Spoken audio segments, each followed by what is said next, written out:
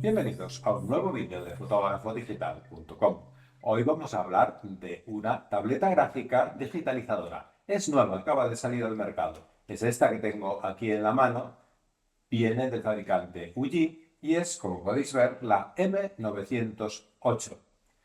Es barata y funciona bien. Quizá sea una gran opción para aquellos que están pensando en comprar su primera tableta gráfica digitalizadora para el retoque o para el dibujo. Si os interesa este tema, quedaros, que os voy a contar todas sus características, sus puntos débiles, sus puntos fuertes y cómo funciona.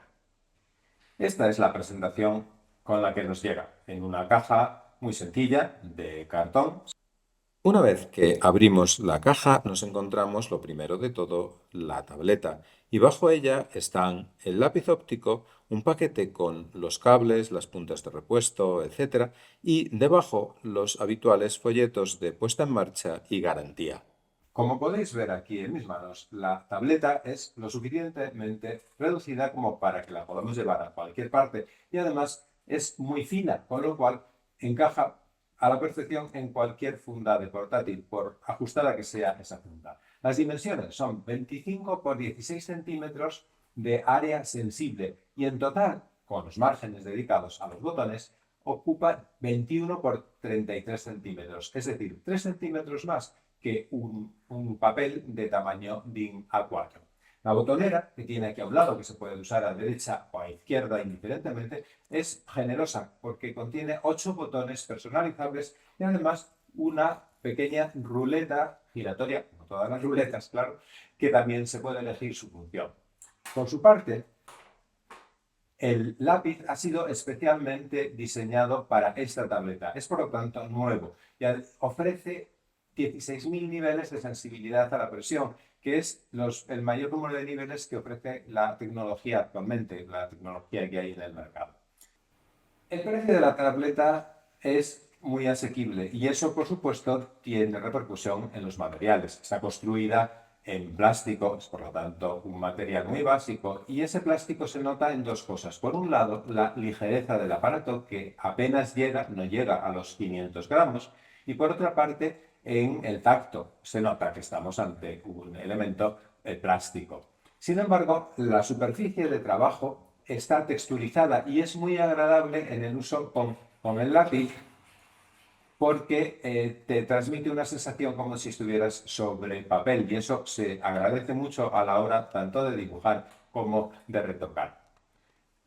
Del lápiz óptico tengo que decir que, por un lado, funciona muy bien, ahora lo veréis en acción en las pruebas, pero por otro, algo que a mí no me gusta demasiado es que es muy fino, es incluso más fino que otros lápices de series más o menos económicas de UJI y además pesa poco.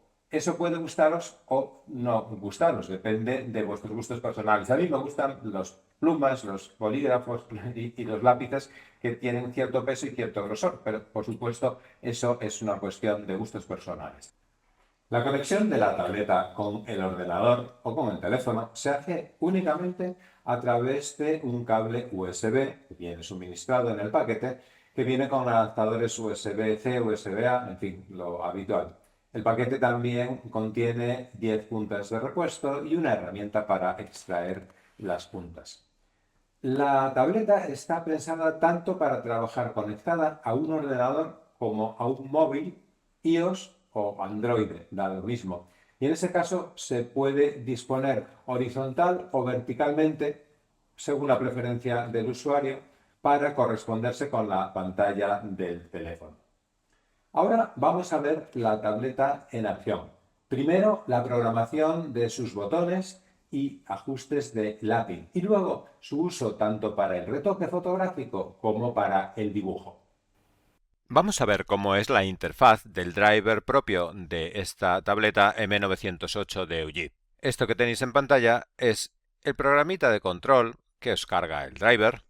Aquí tenemos ajustes para el lápiz y ajustes para la tableta. Dentro del lápiz nos permite asignar funciones a los dos botones que tiene el ratón. Yo, por ejemplo, he añadido aquí arriba, ¿veis? Photoshop.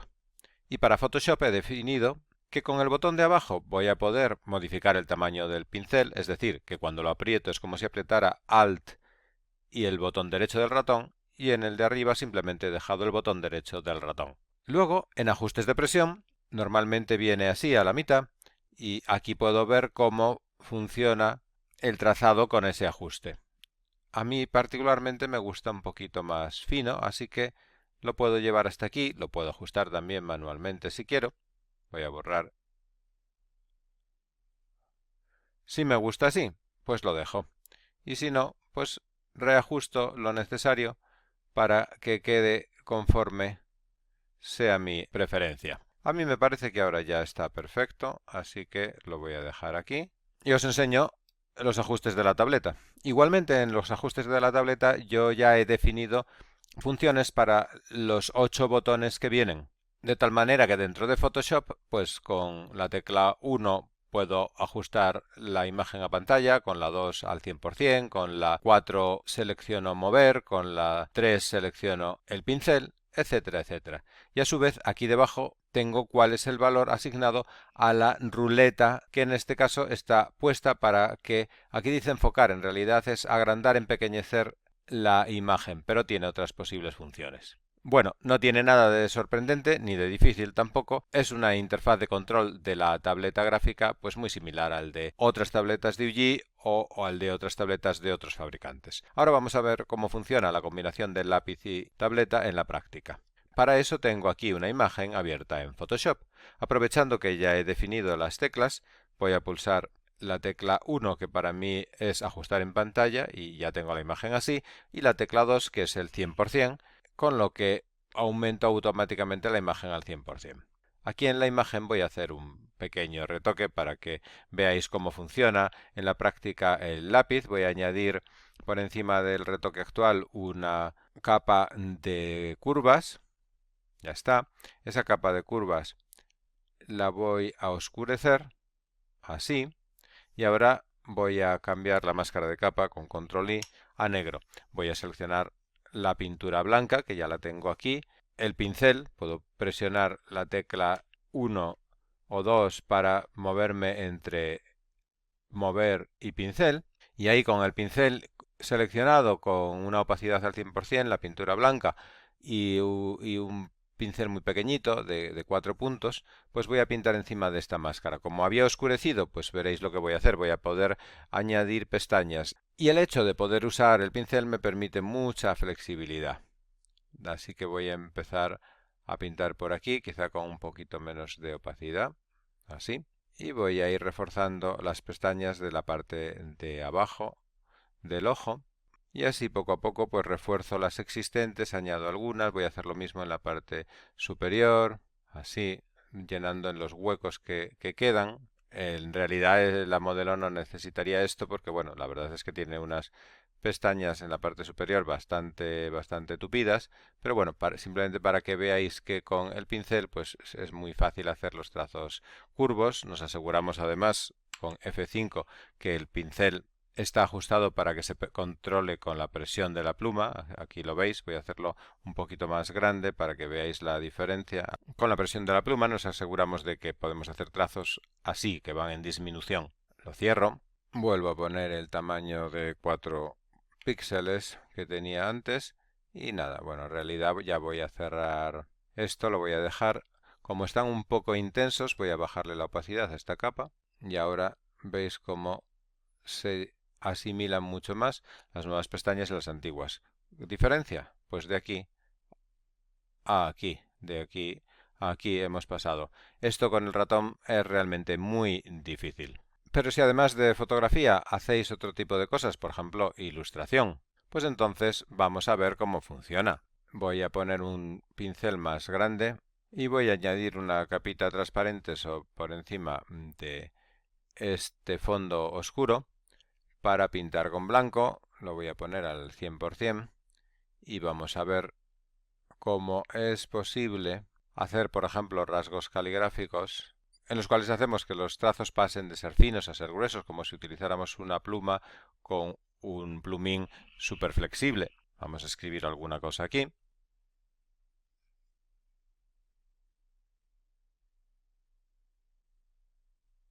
Como veis, es muy sencillo, es muy fluido, el trazo pasa con sutileza de lo fino a lo grueso.